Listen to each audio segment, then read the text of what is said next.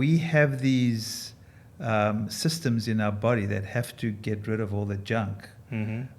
So the more you put in, the more work it is on your body to actually get rid of, whether it's how you process the food or your metabolism in general. So I think eating less just makes it easier on your body. Secondly, as we get older, we have a harder time metabolizing carbohydrates. So if you don't decrease your carbohydrates, you tend to put on weight, you tend to develop diabetes or insulin resistance. Calories generally, and the calories you do need or eat, I think should be quite targeted. Health, fitness, mindset, nutrition. Live better and longer. I'm Saad Alam, and let's hone in. One of the things you said is that after the age of 45, your body actually needs far fewer calories.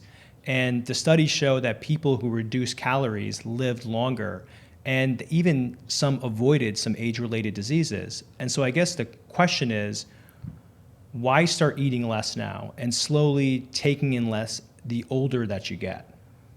Well, I think there are a couple of things, and there's some nuances here. So, we have these systems in our body that have to get rid of all the junk. So the more you put in, the more work it is on your body to actually get rid of, whether it's how you process the food or your metabolism in general. So I think eating less just makes it easier on your body. Secondly, as we get older, we have a harder time metabolizing carbohydrates. So if you don't decrease your carbohydrates, you tend to put on weight, you tend to develop diabetes or insulin resistance. So you don't necessarily have to decrease all your calories. I mean, I think as you get older than 45, my age, especially once you get to 60, you actually need to increase your protein. So I think it changes all the time. But as you get to 40, I have this cutoff, pre-40, 45, and post. Before 40, 45, you're building, you want to have babies, you're producing. After 45, you're protecting and preserving.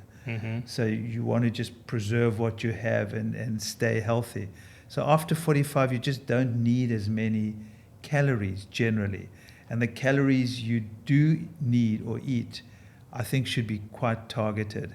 So taking out all the crap, and especially all the starchy foods and the sugars, become even more important. What about, and so I'll actually flip that.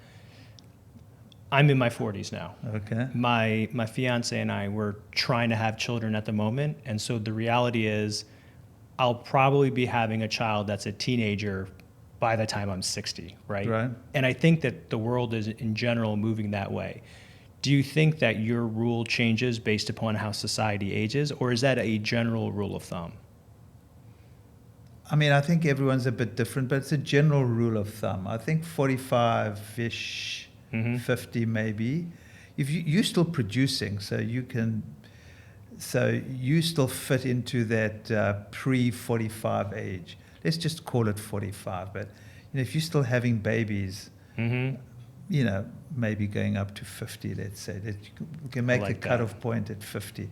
I don't think there has to be a cutoff point, but I think there's producing and growing and developing, and then there's a time in your life where it's about preserving what you have. I like that you said 50, because I have a feeling that's probably it could be 50. I mean, 45 is, exactly. And so the other thing too is, right, we've talked about this so many times. People are so steeped in their habits, and a lot of their habits have been formed over 30, 40, 50 years, and a lot of people just want to continuously eat, or it's very hard for them to shift that backwards. How do you get someone to cut down their caloric intake without some kind of appetite suppressant? Well, so the way I work and what I find most effective is, and I do it to myself in a way as well, you've got to scare someone enough or make them aware of the consequences of eating too much shit, not exercising, not doing the things that keep you healthy. For instance, I have this ApoE34 gene variant where 25% of the population have it. It makes me more prone to Alzheimer's, heart disease, etc., etc. I don't particularly love exercising. I can meditate more easily. The diet and fasting is easy. Exercise for me is work. It's not, I feel good after I exercise, but I don't go in the morning and say, oh God, I'm going to exercise. I love riding my bike outside. That's different. But I don't, even though I know I feel good after exercise, I don't go, to the weights in the morning. Oh God, I'm looking forward to doing the weights. I can do it because I need to do it. So I know how important exercise is for me to prevent Alzheimer's disease or to prevent me from being disabled. So that's what I do to my patients, or say to my patients. You don't want to put on weight. You don't want to have aches and pains. You don't want to lose your memory. You don't want to have brain fog. And you don't have to.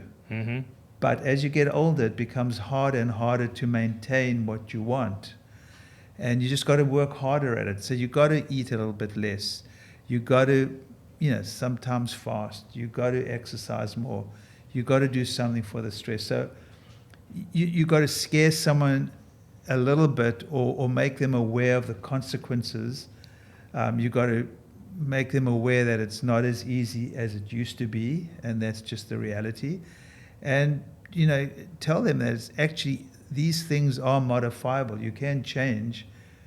You just got to work at it. And so that's a struggle I have in my head. It's not a struggle. I mean, that's just why I don't want to lose my marbles. I want to stay healthy and enjoy my grandson as he, grows older as well. So, it's a matter of sort of the carrot and the stick. And you asked, how do you get people to eat less? The easiest way to get people to eat less is to do intermittent fasting, because I automatically eat less because I don't have breakfast. So I'll have, for instance, I'll have my dinner at 7 o'clock, or let's say I finish at 8 o'clock. I won't eat anything until 12 or whatever, 16 hours-ish. So I tend to eat 2 meals because I'm not having breakfast. So I tend to eat less just because I'm fasting. So it sort of happens automatically. And that's what I see a lot. When you get people to have that 16-hour break of not eating, or condense the amount of calories they eat in an 8-hour period, they tend to eat less. Generally, if you do intermittent fasting, you tend to eat less.